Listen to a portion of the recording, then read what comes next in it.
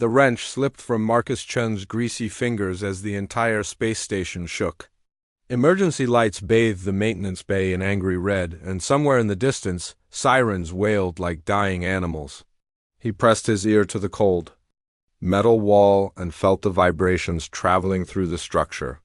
Whatever had just docked was massive. Marcus wiped his hands on his coveralls and grabbed his toolkit. 23 years he'd been fixing things on Frontier Station Omega, and he'd learned that when the station shook like that, someone would need repairs fast. The docking bay was probably a mess of twisted metal and sparking circuits by now. The corridors buzzed with panic. Crew members ran past him, their faces pale with terror. Marcus caught fragments of their hurried conversations as they rushed by. Something about wings, something about teeth, something about death. "Marcus?" Captain Rodriguez's voice crackled through his comm unit. "Get to docking bay 7, now." "What's the situation, Captain?" Marcus asked, already changing direction toward the bay. Just get there, and Marcus, bring everything." "All your tools?" The line went dead, leaving Marcus with more questions than answers. He'd worked with Rodriguez for 8 years, and the man never sounded scared. Today was different. Today, fear dripped from every word. As Marcus approached docking bay 7, the crowd of people grew thicker. Security guards stood in tight groups, their weapons drawn but shaking in their hands. Scientists huddled together, whispering in languages Marcus didn't recognize. Ivan.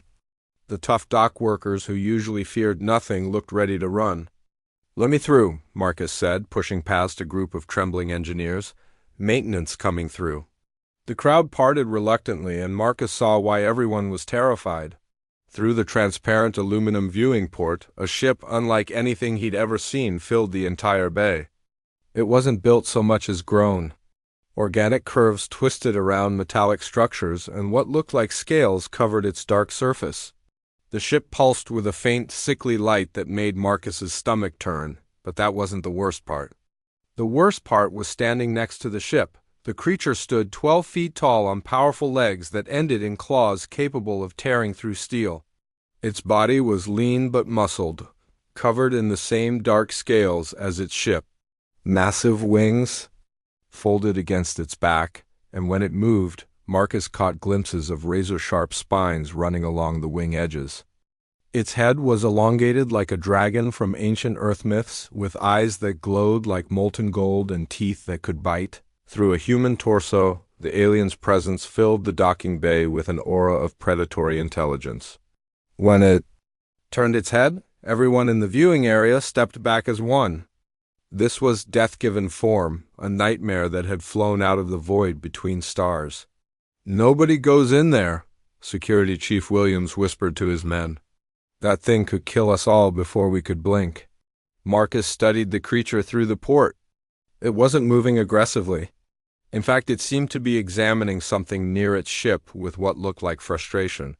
The alien kept pointing at a section of its vessel that Marcus recognized as a power coupling, though unlike any he'd seen before.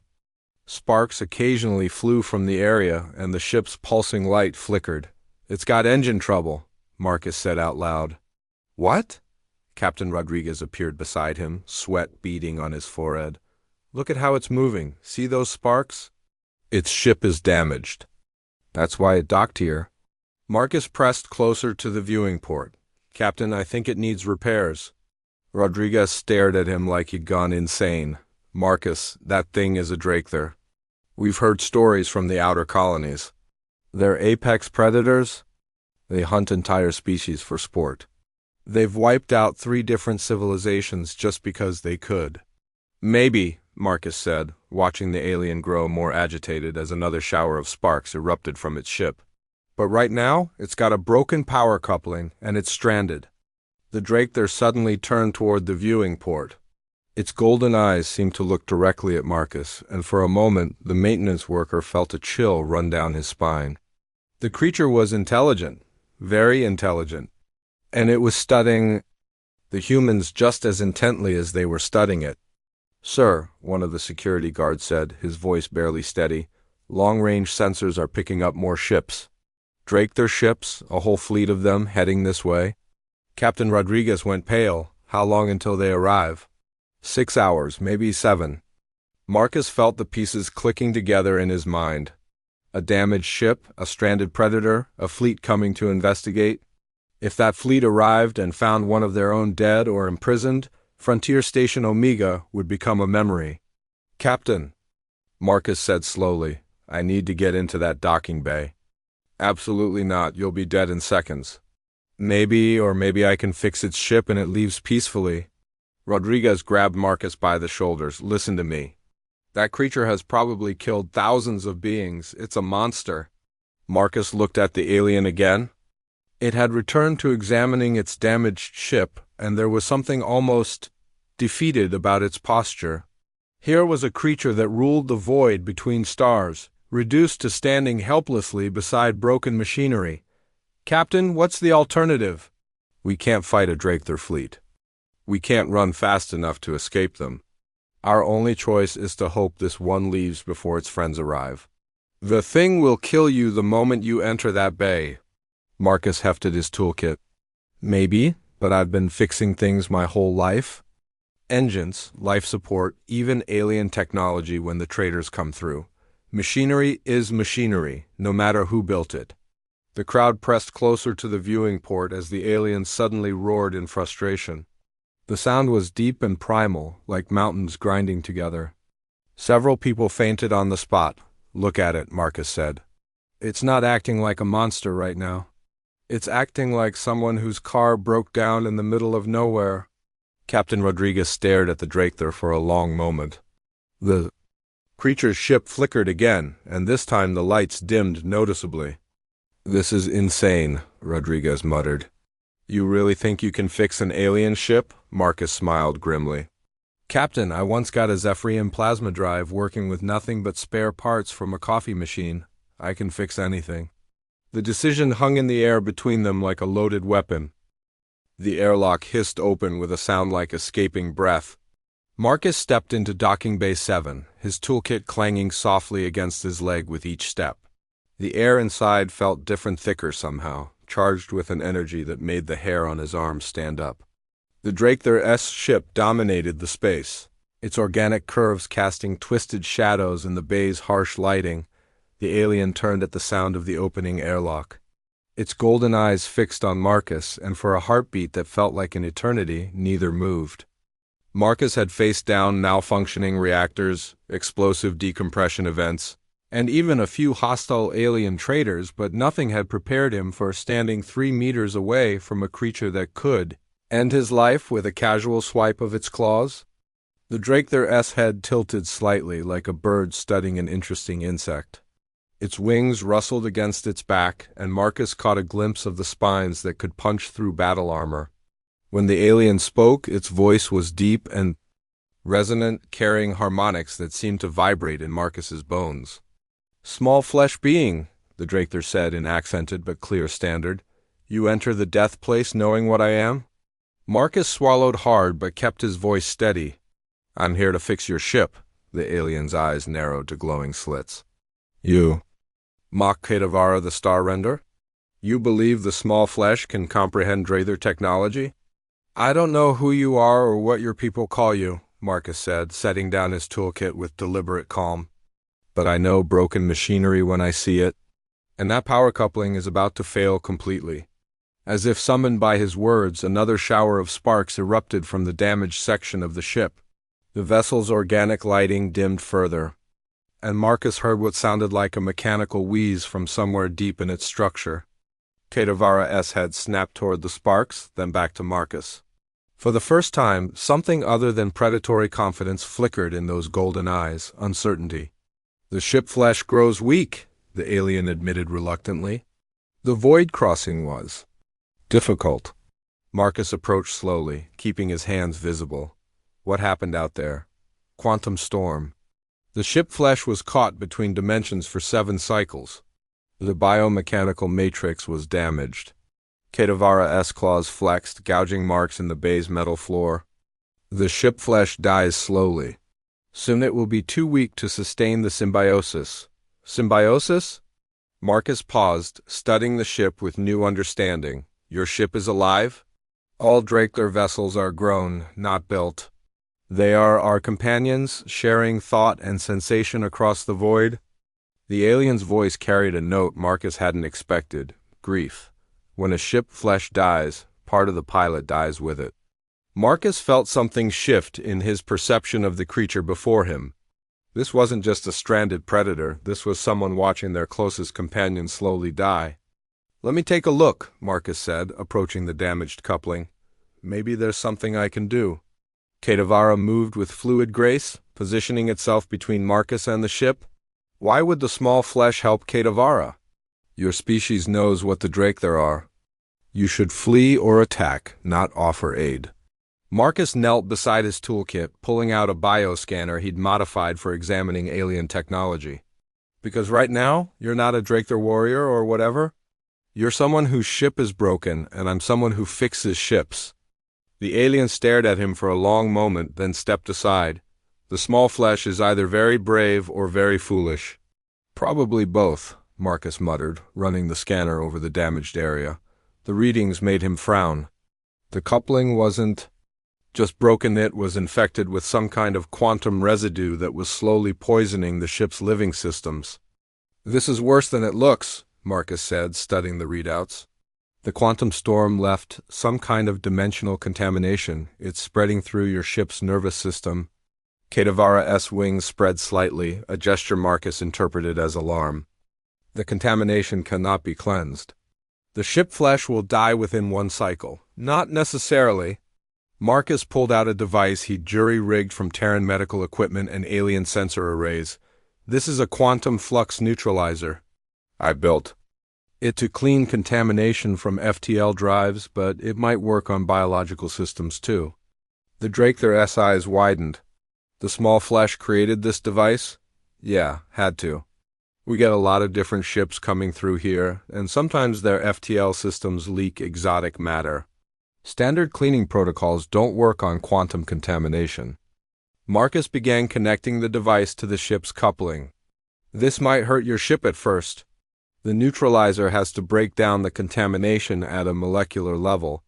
As Marcus worked, he became aware that Kedavara was watching his every movement with intense fascination. When Marcus reached into a particularly tight space to adjust a connection, the alien spoke. "The small flesh shows no fear of the ship flesh, should I?" Marcus asked, not looking up from his work. "Most beings find our vessels disturbing. The fusion of flesh and metal, the consciousness that permeates every system. Even other predator species are unsettled by our ships." Marcus paused in his work, considering this. The ship did feel alive in a way that made him slightly uncomfortable. He could sense something vast and alien watching him through sensors that felt more like eyes than instruments. But he'd worked on stranger things. "I once repaired a crystalline hive ship that communicated entirely through pain signals," Marcus said, returning to his work. "Your ship is weird, but it's not trying to hurt me." "The ship flesh recognizes a healer touch," Kedavara said quietly. "It has not known kindness from other species." Marcus activated the quantum flux neutralizer. The device hummed to life, sending streams of energy into the ship's damaged systems. The vessel shuddered and its organic lighting flickered wildly. For a moment, Marcus worried he'd made things worse. Then the ship began to purr out. It was a deep, thrumming sound that vibrated through the deck plating. The contaminated areas began to glow with healthy bioluminescence as the neutralizer broke down the quantum residue. Marcus watched his readings improve steadily as the ship's systems came back online. "Impossible," Kedavara breathed. "The ship flesh heals, the contamination retreats." "Give it another few minutes," Marcus said, monitoring the device's progress. "The neutralizer needs time to clear all the contamination from your ship's bloodstream, or whatever you call it." The Draker was silent for several moments, watching as its ship continued to recover. When it finally spoke, its voice carried a note of wonder. "In all the cycles since the first Draker took wing in the void, no other species has shown such understanding of our ship flesh." Kedavara turned its golden gaze on Marcus. "What are you, small flesh? What manner of being possesses such knowledge?" Marcus wiped grease from his hands and smiled. "Just a mechanic who's good at his job." The quantum flux neutralizer finished its work with a soft chime. Kedavara's ship now pulsed with steady, healthy light, and the mechanical wheeze had been replaced by something that sounded almost like contented breathing. Marcus disconnected his device and stepped back to admire his handiwork. "The ship flesh lives," Kedavara said, running one clawed hand along the vessel's hull. The ship responded with a gentle thrumming like a massive cat purring. "The contamination is gone? The symbiosis flows clean once more." Marcus packed his tools, satisfied with the repair. "Your ship should be good for another few thousand light years now. The biomechanical matrix is stable, and I've reinforced the quantum shielding to prevent future contamination." The Draketer turned to study Marcus with those unsettling golden eyes. "You speak of our technology as if you understand it completely. This should not be possible." "Technology is technology," Marcus said with a shrug. "Doesn't matter if it's built with metal and circuits or grown from living tissue. The principles are the same. Energy flows, information transfers, systems interact. Once you understand the basics, the rest is just problem solving." Kedavara's head tilted in that bird-like gesture again. "The small flesh thinks simply of complex matters. Maybe that's the point. Everyone else probably tries to make it more complicated than it needs to be." Marcus sealed his toolkit and prepared to leave. "Your ship is fixed. You can go home now. Wait." The alien's voice carried a note of command that made Marcus pause. "There is debt between us now. The ship flesh lives because of your actions. This creates ... obligation." Marcus turned back, confused. "You don't owe me anything. I was just doing my job. Among the Draketer, life debt is sacred. You have saved not just Kedavara, but the ship flesh that has been companion for 40 cycles." The alien's wings rustled. "What payment would the small flesh accept?" "I don't want payment. I just want you to leave before your fleet gets here and starts shooting up my station." Kedavara's eyes flashed with something Marcus couldn't interpret. "The Hunter fleet seeks Kedavara. They believe the ship flesh was destroyed in the quantum storm. If they discover survival?" The alien trailed off, but Marcus caught the implication. "They'll be angry that you survived when you should have died?" Draketer culture does not forgive weakness.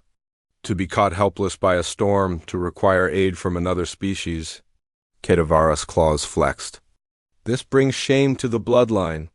The fleet commander would declare Kedavara's ship dead and claim the vessel for another pilot." Marcus felt a chill that had nothing to do with the bay's air conditioning. "They'd kill you for accepting help? Death would be merciful. Ship dead means separation from the ship flesh while both still live. To watch another pilot bond with your companion, to feel the symbiosis torn away."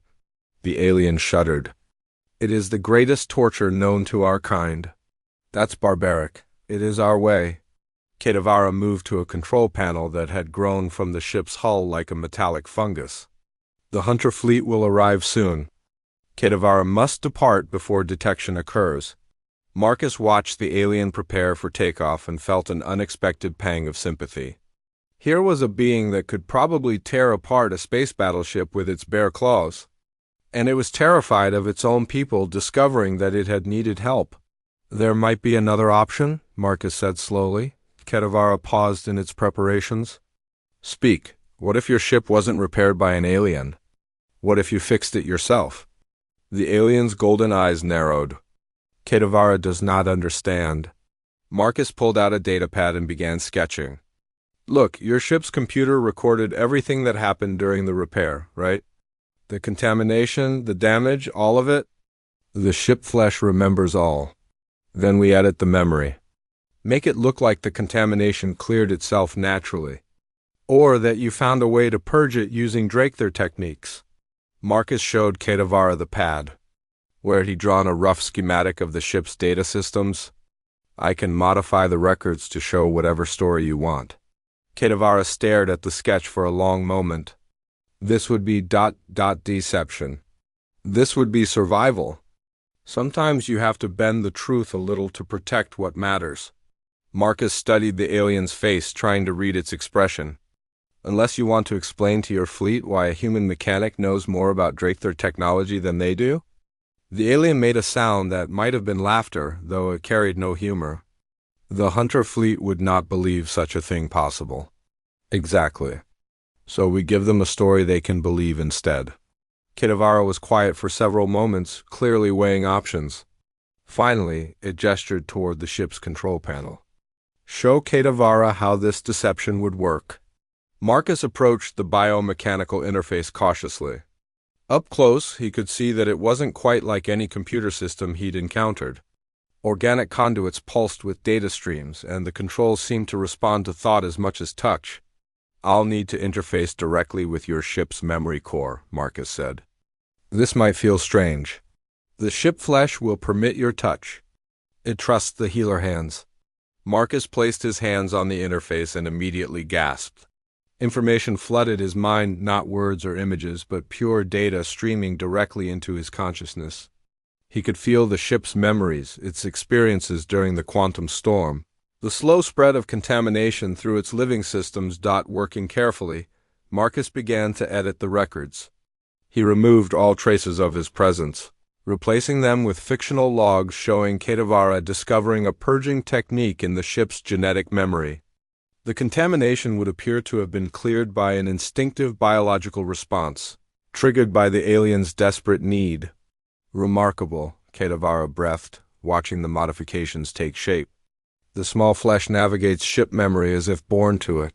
Marcus found himself sweating from the mental effort, but he continued working. This was the most complex hack he'd ever attempted, requiring him to think in patterns that felt alien and natural at the same time. Almost done, he muttered, making the final adjustments. There, according to these records, you never docked here at all. The ship healed itself while you were in deep space. Marcus disconnected from the interface and staggered slightly. The direct mental contact had been exhausting, but exhilarating too.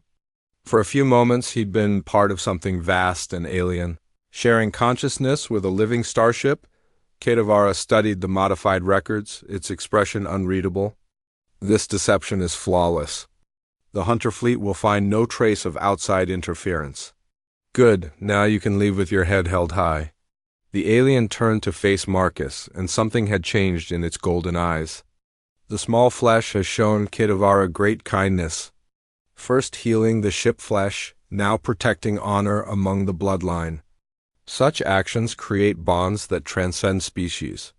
Marcus felt uncomfortable under that intense stare. I just don't like seeing people get hurt for stupid reasons. The Draether do not forget debts.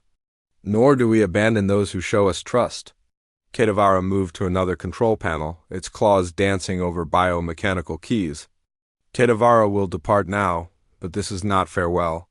What do you mean? Instead of answering, the alien handed Marcus a small device that looked like a piece of living crystal. Communication node. Quantum entangled with the ship flesh.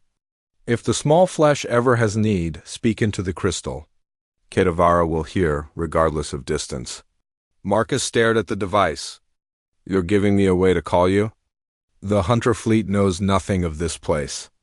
Frontier Station Omega exists beneath their notice.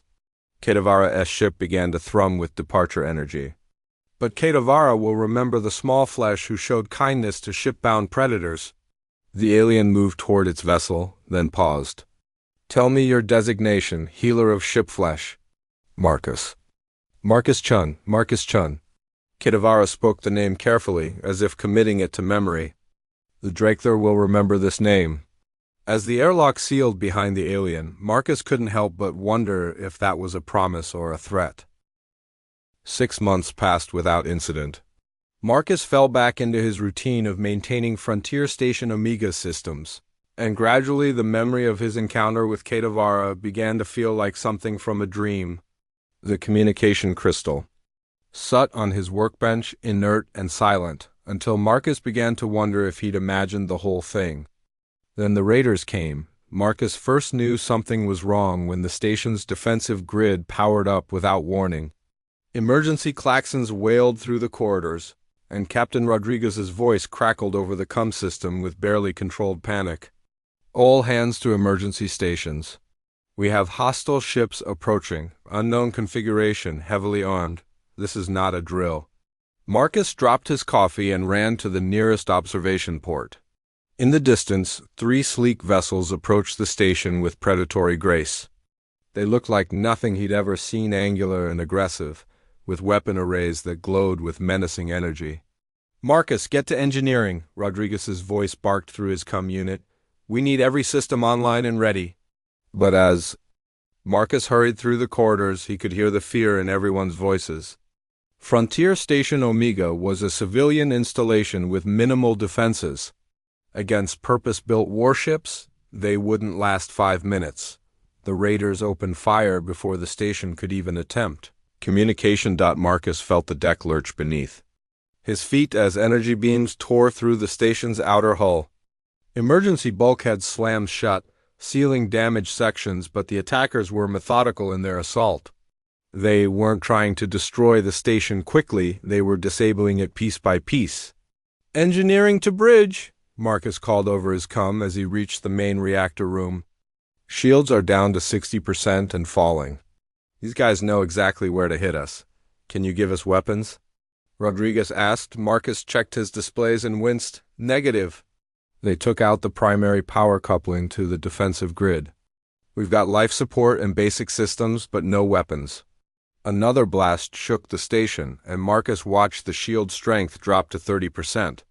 At this rate, the raiders would breach the hull in minutes. "Bridge to all hands," Rodriguez announced.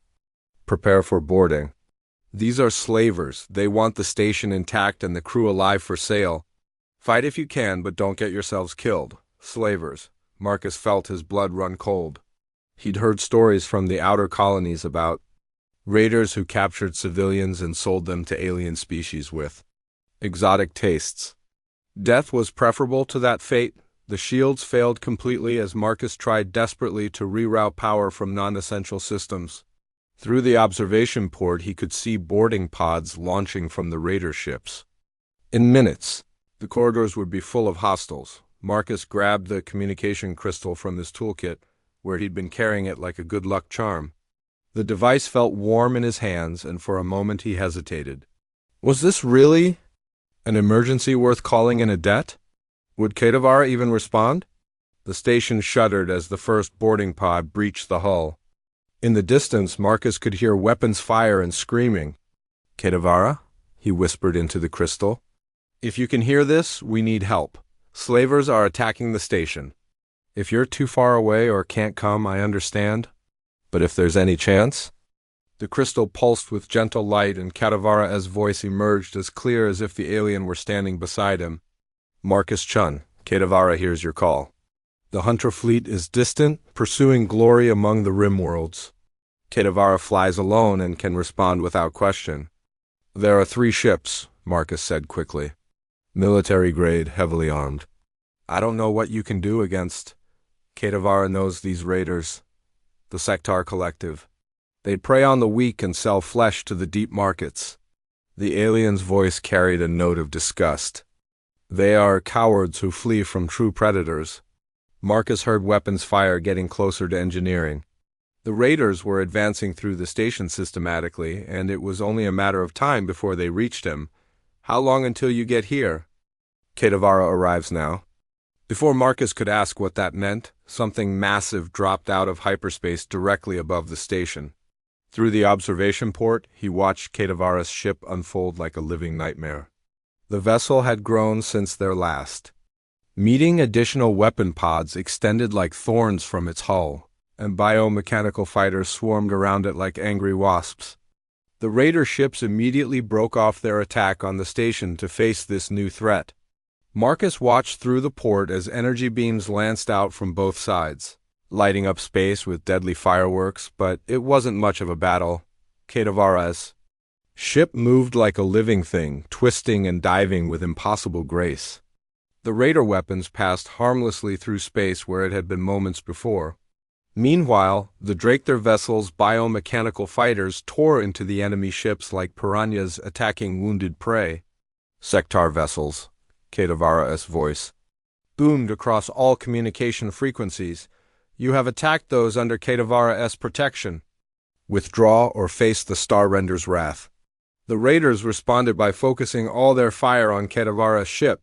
Marcus held his breath as dozens of energy beams converged on the alien vessel only to watch them splash harmlessly against adaptive bioarmor that shifted and flowed to absorb the impact.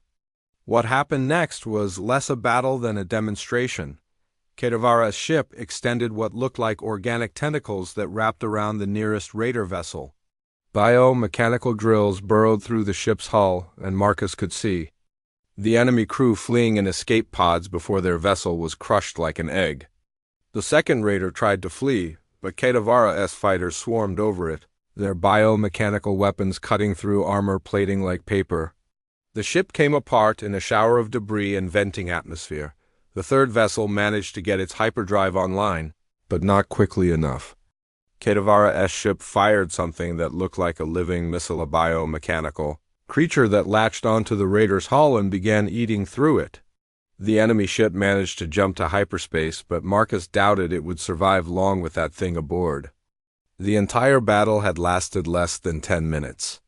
Marcus Chun, Kedavara's voice came through the crystal again. The threat is ended? The flesh traders will not return? Marcus looked around engineering, where the emergency lights were still flashing and debris from the attack littered the floor. Through his comm unit, he could hear Captain Rodriguez organizing damage control teams and counting the wounded. Kedavara, I thank you. You saved us all. The debt between us demanded no less. But Marcus Chun should know this action creates new obligations. What do you mean? By responding to your call, Kedavara has revealed a connection to this place. The Hunter fleet will eventually learn of what transpired here today. There was a pause, and when the alien spoke again, its voice carried a note of grim satisfaction. Kedavara finds this prospect interesting. Marcus felt a chill run down his spine. Are you saying I've put you in danger by calling for help? Perhaps. Or perhaps Kedavara grows weary of hiding strength from the bloodline. The communication began to fade as Kedavara's ship prepared to depart. Rest well, Marcus Chun. The stars grow more interesting each cycle. The crystal went dark, leaving Marcus alone in the damaged engineering section. Through the observation port, he watched Kedavara's biomechanical ship fold in on itself and vanish into hyperspace, leaving only scattered debris and a lot of questions. Captain Rodriguez's voice came over the comm system, shaky but relieved. All hands, the immediate threat has passed. Begin damage assessment and casualty reports. And someone find out who our mysterious benefactor was. We owe them a debt we can never repay. Marcus looked at the silent crystal in his hands and wondered what he'd set in motion by making that call. Somehow, he doubted this was the end of the story. 3 weeks after the raider attack, Marcus was elbow-deep in a malfunctioning atmospheric processor when the alarm started screaming again. This time, though, the sound was different, not the sharp emergency klaxon of an attack, but the deep, resonant tone that meant something very large had just dropped out of hyperspace nearby. Marcus wiped grease from his hands and checked the long-range sensors from his portable unit. What he saw made his blood freeze. 7 massive ships hung in space beyond the station's perimeter, each one easily 3 times the size of Kedavara's vessel. They were clearly Drakther in original, organic curves and biomechanical weapon pods, but they radiated a menace that made his encounter with Kedavara seem like a friendly chat. Captain Rodriguez's voice crackled over the comm system, tight with fear. All hands, we have Drakther warships on our perimeter. 7 capital-class vessels. They're requesting permission to dock. Marcus felt his stomach drop. Requesting permission? Drakther were apex predators who took what they wanted. They didn't ask permission for anything. Marcus, get to docking bay 7, now. Rodriguez's private channel crackled with static. I think our chickens have come home to roost. The corridors were chaos as Marcus made his way to the docking bay. Crew members ran in all directions, some trying to hide, others attempting to set up defensive positions that would be useless against Drakther warriors. Everyone remembered the stories about what happened to stations that hosted Drakther fleets. When Marcus reached the observation deck overlooking docking bay 7, he found Captain Rodriguez and half the senior staff already there. Through the transparent aluminum, they watched a single Drakther ship maneuver into the bay. It was smaller than the capital ships outside, but still massive and completely unfamiliar. "It's not Kedavara," Rodriguez muttered. "The biosignature is wrong." The ship settled into the docking clamps with surprising gentleness. For several minutes, nothing happened. Then an airlock extended from the vessel like a living tube. Sealing against the station's hull, what emerged was unlike any Drac Thor Marcus had ever imagined. The creature was ancient, that much was obvious, from its scarred hide and the way it moved with deliberate care. Its scales had faded from the vibrant black of a young warrior to a deep silver gray, and its wings bore the marks of countless battles. Most striking were its eyes, not the molten gold of Kedavara, but a deep blue that seemed to hold the wisdom of eons. "Fleet Commander Thekmor of the Voidstalker bloodline," the ancient warrior announced, its voice carrying harmonics that made the station's hull vibrate. "Kedavara of the Starrender line has spoken of this place. Thekmor comes to understand what transpired here." Marcus exchanged glances with Captain Rodriguez. This was it, the moment when their involvement with Kedavara would either save them or damn them all. "Sir," Marcus whispered. "Let me go down there." "Absolutely not. That thing is here because of me," Marcus interrupted. "If there's going to be a reckoning, I should be the one to face it." Rodriguez stared at him for a long moment, then nodded grimly. "God help us all." The airlock hissed open as Marcus stepped into docking bay 7 for the second time. Thekmor turned at his approach, and Marcus felt the weight of those ancient blue eyes studying him with uncomfortable intensity. "You are the flesh mechanic," Thekmor said. It wasn't a question. "The one called Marcus Chun, yes." The fleet commander moved closer, and Marcus forced himself to stand still, despite every instinct screaming at him to run. Up close, Thekmor was even more imposing than Kedavara brought through the shoulders, with scars that told stories of battles across the galaxy. "Kedavara has told the bloodline of your assistance," Thekmor said carefully. "The young warrior speaks of ship healing and honor preserved. But Kedavara has always been creative with truth." Marcus felt a flicker of anger at the implied insult to his friend. "Kedavara didn't lie. I fixed the ship's quantum contamination and helped edit the records to protect your warrior's honor." Thekmor's eyes widened slightly. "You admit to deception within our sacred archives?" "I admit to helping someone who deserved it." The ancient warrior circled Marcus slowly, like a predator evaluating prey.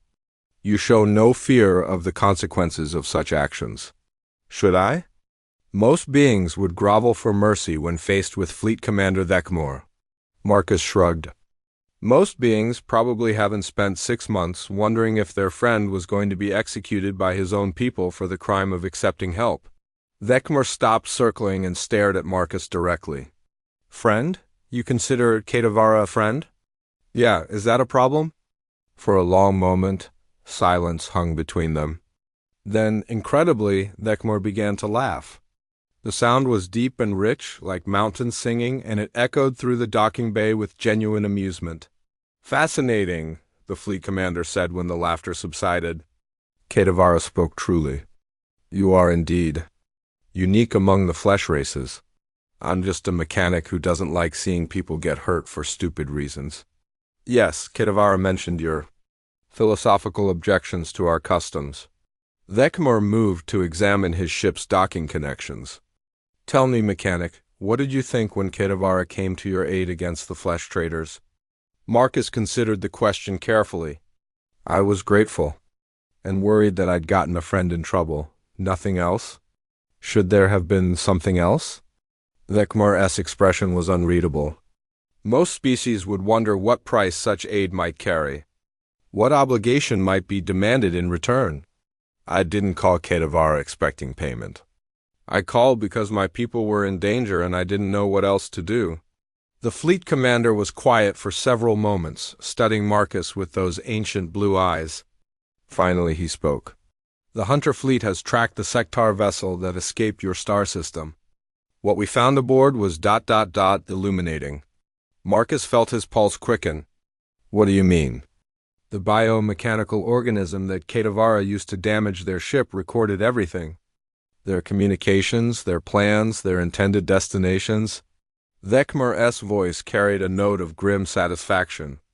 The flesh traders were not merely hunting random prey. They had specific targets. Specific buyers. I don't understand. The Sectar were paid to capture the crew of this station. Someone wanted your people specifically wanted humans with technical knowledge and mechanical skills. The fleet commander's eyes glowed with predatory intensity. Someone who knew enough about your species to recognize its unique ... balance. Marcus felt cold dread settling in his stomach. Who would want that? That is what the hunter fleet intends to discover. But first there is another matter to address. Thekmar gestured toward the observation deck where Captain Rodriguez and the others were watching. Ketavara has requested permission to establish a permanent liaison with this station. What does that mean? It means, Marcus-chan, that you have impressed more than just one young warrior. The entire Starrender bloodline is curious about the flesh race that repairs Drakethar ships and calls our warriors friends. Thekmar's smile revealed teeth that could bite through steel. How would you feel about becoming the first human to serve as an official Drakethar ally? Marcus stared at the ancient warrior, trying to process what he just heard. You're offering us an alliance? I am offering you a choice. Continue your current existence, always wondering when the next raiders will come, what enemies lurk in the dark between stars. Or accept the protection of the Voidstalker fleet and help us understand why someone wanted to capture your people so badly. The offer hung in the air between them like a loaded weapon. Marcus looked up at the observation deck, where Captain Rodriguez was watching with obvious anxiety, then back at Thekmar. What would this alliance cost us? Nothing that you would not give willingly. Your technical knowledge when needed. Your unique perspective on problems that have puzzled the Drakethar for generations. And perhaps... Thekmar paused, choosing his words carefully. Perhaps the chance to teach us that strength and mercy are not mutually exclusive concepts. Marcus realized that this was about more than just him or a frontier station. Omega, this was about two species finding common ground. In the vast darkness of space. I'll need to discuss this with my captain and crew, Marcus said finally. Of course, but do not take too long to decide. The stars grow more dangerous each cycle, and those who hunt your people will not wait for you to choose sides. As if summoned by those words, alarms began blaring throughout the station once again. The new contacts appeared on sensors like ghosts materializing from the Void 12 ships dropping out of hyperspace in perfect formation. Unlike the organic curves of Drakethar vessels or the brutal functionality of slaver raiders, these ships were geometric perfection. Crystalline structures that seemed to bend light around their edges. Marcus had never seen anything like them, but Thekmar's reaction told him everything he needed to know. The ancient fleet commander's wings spread wide in a gesture of pure aggression, and a growl that sounded like tearing metal emerged from deep in the alien's chest. Zalthek, Thekmar snarled. The collectors have come. Collectors? Marcus asked, but the fleet commander was already moving toward his ship with swift, purposeful strides. Stay close to Thekmar's vessel, flesh friend, the ancient warrior called over his shoulder. What comes next will test us all. Marcus heard Captain Rodriguez's voice crackling over the station's communication system, tight with barely controlled panic. Unknown vessels, this is Frontier Station Omega. Identify yourselves and state your intentions. The response came in a voice like crystal bells chiming in perfect harmony, beautiful and utterly without warmth. Greetings, primitive installation. We are the Zalthek Collective. We have come to claim our purchased property. I don't understand, Rodriguez replied. What property? The biological specimens contained within your habitat. They were contracted for acquisition by the Sectar intermediaries. Payment has been rendered. We have come for collection. Marcus felt his blood turn to ice. The slavers hadn't been acting independently, they'd been working for these crystalline beings. And somehow, the Zalthek believed they had already paid for the right to take the station's crew. We are not property, Rodriguez said, his voice gaining strength. And we are under the protection of the Draketer fleet? The crystalline ships moved into an attack formation with mechanical precision. Draketer presence is acknowledged but irrelevant. Contract law supersedes territorial claims. Resistance will be met with appropriate force. Through the docking bay's observation ports, Marcus could see the 7 Draketer capital ships spreading out to meet the threat. But the crystalline vessels were clearly designed for combat. Their surfaces rippled with energy patterns that spoke of advanced shielding and weapons systems. Vekmer's ship launched from the docking bay with predatory grace, its biomechanical systems coming online as it joined the fleet formation. The fleet commander's voice boomed across all frequencies, carrying harmonics that made the station's hull vibrate. Zolthek Collective, you trespass in space claimed by the Voidstalker bloodline, withdraw or face the consequences. The crystalline response was immediate and devastating. 12 beams of coherent energy lanced out from the collector ships, each one perfectly coordinated with the others. They weren't trying to destroy the Draketer vessels. They were trying to disable them with surgical precision, but the Draketer had been fighting for millennia before the Zolthek had learned to shape crystal into starships. The biomechanical vessels twisted and flowed like living things, their adaptive armor shifting to deflect the energy beams. What hits did connect were absorbed by living tissues that could redistribute damage across the entire ship structure. The Draketer returned fire with weapons that seemed to breathe, launching biomechanical projectiles that pursued their targets. Like hunting animals. Marcus watched the battle unfold from the station's observation deck, where most of the crew had gathered in stunned silence. The Zolthek ships moved with mathematical precision, their formations shifting in perfect geometric patterns. The Draketer vessels flowed around them like predators circling prey, striking from unexpected angles and vanishing before return fire could find them. Marcus. Captain Rodriguez appeared beside him, his face pale with stress. What the hell are those things? Collectors, according to Vekmer. They think they bought us from the slavers. Rodriguez stared at the battle raging outside. Bought? Used for what? Before Marcus could answer, alarms began screaming throughout the station. On the tactical display, 4 more Zolthek ships were approaching from a different vector, and these were headed straight for Frontier Station Omega. They're trying to collect us while their fleet keeps the Draketer busy, Marcus realized. We need to get everyone to the secure sections. But even as he said it, Marcus knew it wouldn't matter. The station's defenses couldn't stop a child's toy, let alone advanced collector vessels. If those ships reached the station, there would be nowhere to hide. That's when Kedavara's familiar voice crackled through Marcus's communication crystal. Marcus Chun, Kedavara returns as promised. The star render sees the collector threat. Kedavara comes to stand with fleet kin and flesh friends. Through the observation port, Marcus watched as another Draketer ship dropped out of hyperspace, but this one was different. Kedavara's vessel had grown again, its biomechanical structure more complex than ever before.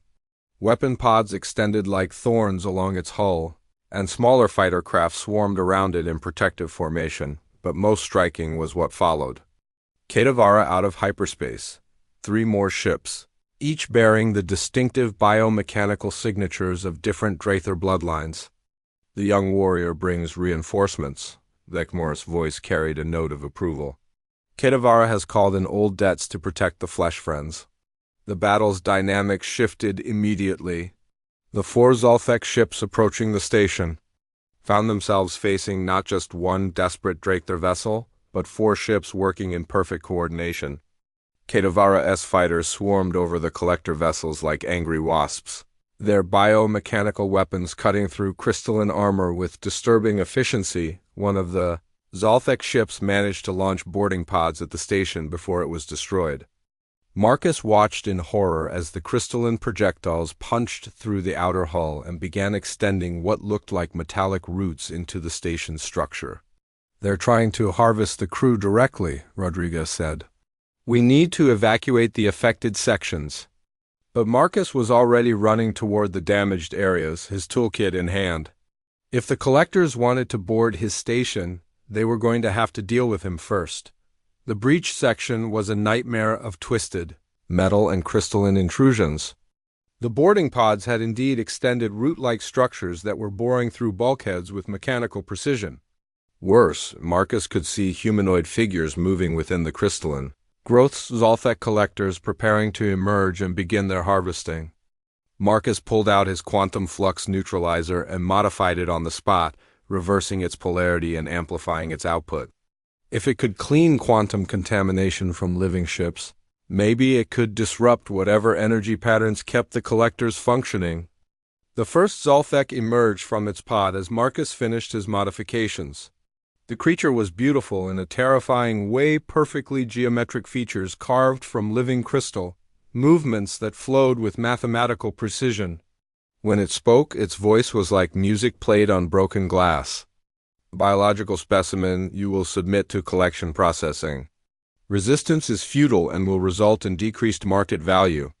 Marcus aimed his modified neutralizer at the creature and fired. The beam struck the Zolthek center mass and the collector's perfect features twisted in what might have been surprise. Cracks spread across its crystalline surface like lightning, and its harmonious voice became a discordant shriek. "Impossible," the creature gasped as its form began to destabilize. "Primitive technology cannot affect Zolthek matrix structures." "Primitive technology with a few improvements," Marcus said, adjusting the neutralizer's settings as more collectors emerged from their pods. "And I'm not a biological specimen. I'm a mechanic with a really bad attitude." The modified quantum flux tore through the collectors like acid through crystal. Their perfect geometric forms cracked and shattered under the chaotic energy patterns, and their boarding pods withered like dying plants. Outside, the battle between the fleets was reaching its climax. The combined Draketer forces had overwhelmed the Zolthek vessels through sheer ferocity and superior tactics, but not without cost. Several of the biomechanical ships showed damage, and one of Kedavara's allied vessels was venting atmosphere from multiple breaches. The remaining collector ships began to withdraw, their perfect formations breaking apart as they retreated toward the hyperspace jump point. But their crystalline leader's voice echoed across all frequencies one final time. "Contract remains valid. Payment has been rendered. The Zolthek Collective will return with sufficient force to complete collection. This postponement is temporary." As the enemy ships vanished into hyperspace, Marcus slumped against a damaged bulkhead and allowed himself a moment of relief. The immediate threat was over, but the larger implications were terrifying. Somewhere out there, powerful beings thought they owned him and his crew, and they had the technology and determination to come back for what they believed was theirs. "Veximurus?" Voice came through his communication crystal, carrying notes of both victory and concern. "The collectors flee, but they speak truth. They will return. This battle is won, but the war has just begun." Marcus looked at the devastation around him and realized that his quiet life as a station mechanic was over forever. 1 year later, Marcus stood on the bridge of the Forge Heart, watching as the latest addition to the Draketer Human Alliance fleet completed its maiden flight. The ship was unlike anything that had ever existed, a fusion of human engineering and Draketer biotechnology that defied conventional understanding of starship design. The hybrid vessel performs beyond all projections. Kedavara reported from the pilot station, its golden eyes bright with satisfaction. Human innovation merged with ship flesh creates possibilities neither species imagined alone. Marcus smiled as he watched the hybrid ship dance through space with impossible grace. Its hull was part living tissue and part advanced human alloy, its weapons systems a marriage of Draketer biomechanics and human quantum technology. Most importantly, it carried a crew of both species working together as equals. The past year had transformed everything. After the Zolthek attack, the choice had been simple: stand together or fall separately. Captain Rodriguez had accepted Decimur's alliance offer, and what followed had been the most remarkable period of cooperation in galactic history. Humans, it turned out, had a gift for solving problems that had puzzled other species for millennia. Where the Draketer saw biological systems and the Zolthek saw mathematical perfection, humans saw connections and possibilities that transcended traditional boundaries. Marcus had spent months working with Drather bioengineers, teaching them human principles of mechanical design, while learning to interface with living ships in ways that amazed even veteran pilots. Marcus? Vekmar's voice carried across the bridge from his command station. The ancient fleet commander had adapted to working with humans with surprising enthusiasm, though he still occasionally made comments about flesh-friend eccentricities. The reconnaissance fleet reports success at the Kepler defense grid. The Zalthek mining operation has been disrupted. Marcus nodded, checking the tactical displays. The collectors had indeed returned, but not with the overwhelming force they'd threatened. Instead, they'd adopted a strategy of gradual expansion, establishing mining operations and collection facilities throughout the Outer Rim while building toward another assault on human space. The Alliance had responded by becoming mobile. Rather than wait for attack, the combined human-Drather fleets hunted collector operations across the galaxy. It was dangerous work, but effective. The Zalthek couldn't adapt to tactics that changed faster than their mathematical models could predict. "Sir," Lieutenant Sarah Kim called from the communications station. She was one of the first humans to successfully interface with Drather biotechnology, and her integration with the ship's living systems had produced capabilities that amazed everyone. "We're receiving a priority transmission from the Helix Nebula. It's... Well, you need to hear this." The main screen flickered, showing the image of a being Marcus had never seen before. It looked vaguely reptilian but moved with fluid grace that suggested aquatic origins. When it spoke, its voice carried harmonics that reminded Marcus of whale song. "Greetings, Alliance forces. I am Deep Singer Veltharian of the Oceanic Collective. We have observed your resistance to the Zalthek expansion with great interest. We formally request alliance with the Human Drather Coalition." Marcus exchanged glances with Kedavara.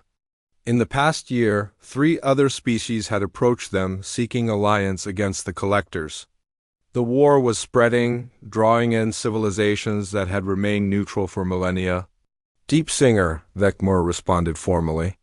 "What does the Oceanic Collective offer to this alliance?" "Knowledge, Fleet Commander. We have discovered the source of Zalthek power, the central node that coordinates their collective consciousness. Destroy this facility, and their expansion ends forever." Marcus felt his pulse quicken. They'd suspected the collectors operated through some kind of hive mind, but finding the central node had proven impossible. The Zalthek's mathematical precision made them predictable in tactics but nearly invisible when they wanted to hide. "Where is this facility?" Marcus asked, stepping forward. "In the space between dimensions, accessible only through quantum rifts that the Zalthek believe cannot be detected." Veltharian's image rippled slightly as interference affected the transmission. "But the Oceanic Collective has mapped the quantum currents for millennia. We can guide you to their heart." Kedavara turned in its pilot seat to face Marcus. "This is the opportunity we have sought. But the danger will be extreme. The collectors will defend their core facility with everything they possess. Which is why we can't do this alone," Marcus realized. "We'll need every ship, every Alliance member, every advantage we can get." The planning took 3 weeks. Representatives from 7 different species gathered at what had once been Frontier Station Omega, now transformed into the Alliance's Mogul command base. The station itself had been upgraded with both human technology and Drather biomechanics, creating a hybrid facility that could defend itself and serve as a staging point for fleet operations. Marcus found himself at the center of it all, not because he'd sought leadership, but because his unique understanding of both human and alien technology made him invaluable in coordinating the diverse Alliance forces. He'd gone from fixing atmospheric processors to planning the largest military operation in galactic history. The assault fleet that assembled was beyond impressive. It was unprecedented. Drather biomechanical warships flew alongside human vessels bristling with quantum weaponry. Oceanic collective ships that moved like living water shared space with crystal beings who had broken free from Zalthek control. Even the enigmatic Void Touched had contributed ships that seemed to exist only partially in normal space. Final systems check. Marcus announced from the Forge Hearts Bridge as the fleet prepared to enter the quantum rift. Remember, once we're in there, we'll be in the Collector's home dimension. No retreat, no backup, no second chances. Captain Rodriguez's voice crackled over the communications system from his position aboard the Alliance flagship. All ships report ready. Marcus, this was your discovery that started all of this. Any final words? Marcus looked around the bridge at the mixed crew of humans and Drakther working together as seamlessly as if they'd been born to it. In the distance, he could see other Alliance ships maintaining formation, their crews equally diverse and determined. Just one thing, Marcus said, opening a channel to all ships.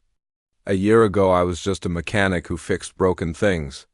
But I learned something important. Nothing stays broken forever if you're willing to work hard enough to fix it. The Collectors think they understand everything because they can calculate everything. But they've never met humans. They've never met anyone crazy enough to think that fixing the impossible is just another day at the office. Kedavara's distinctive laugh echoed through the bridge. Well spoken, flesh friend. Let us show the Collectors what happens when predators hunt together.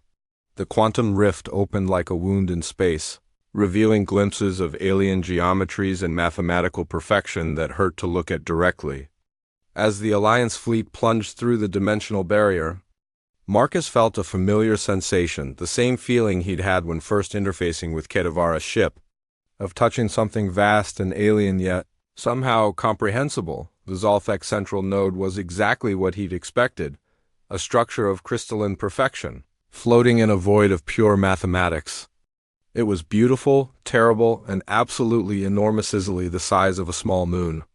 Around it, hundreds of collector ships maintained perfect geometric patterns while tending to the node's needs, but Marcus wasn't looking at the defenses or calculating odds. He was studying the node itself, seeing past its perfect exterior to the quantum mechanical systems that kept it functioning. And there, in the beautiful complexity of alien engineering, he saw something the Collectors had never considered. A flaw.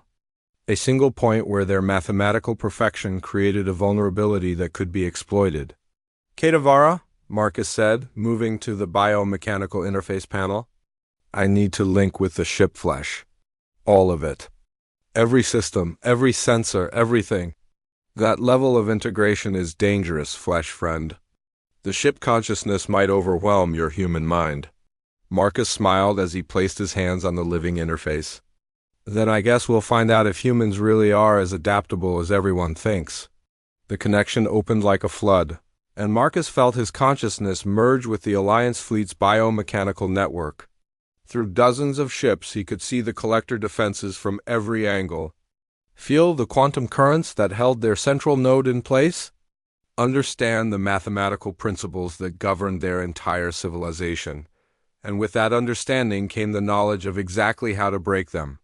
All ships. Marcus broadcast through the living network. His human ingenuity now backed by the processing power of an entire biomechanical fleet. I have a solution. But it's going to require perfect coordination and more trust than any alliance has ever attempted. What followed was less a battle than a symphony of destruction.